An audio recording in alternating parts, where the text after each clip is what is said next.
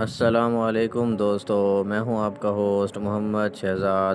ہم سب سے پہلے بات کرنے والے ہیں کہ جب سپیس سے ایک ملبہ گرا۔ جولائی کے آخری ہفتے میں مک مائنر جب بکریاں چرا رہا تھا تو اسے آسمان سے ایک چیز تیزی سے زمین پر گرتی ہوئی دکھائی دی، جس کے بارے میں مک مائنر نے کہا کہ یہ سپیس کے ایک کرافٹ کا ملبہ ہے۔ 25 جولائی کو آسٹریلیا کے کینبرا سے شمال کی جانب 100 میل کی دوری پر واقع اس فارم میں جہاں یہ ملبہ گرا تھا، فارم کے مالک نے کہا یہ ملبہ 10 فٹ لمبا ہے۔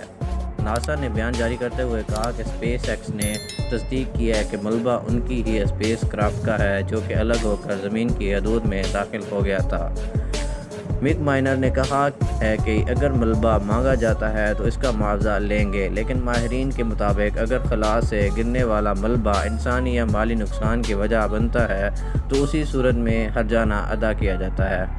کہا جاتا ہے کہ یہ پہلی دفعہ نہیں کہ ایسے ملبے زمین کی حدود میں داخل ہوئے ہوں، پر وہ سمندر میں گرتے رہتے ہیں، لیکن جہاں اب بہت زیادہ نجی کمپنیاں خلائی مہم میں حصہ لے رہی ہیں تو اب زمین پر بھی کچھ واقعات گرنے کے واقعات اکثر رونما ہوتے رہتے ہیں، جیسے گزشتہ مہینے ہی چین کے اسپیس کرافٹ کا ملبہ بحر ہند میں گرا تھا۔ امید ہے دوستو ہماری یہ انفارمیشن آپ کے لیے بہت ہی دلچسپ اور حیران کن ہوگی۔ اس طرح کی مزید ویڈیوز دیکھنے کے لیے ہمارے چینل کے ساتھ جڑے رہیے۔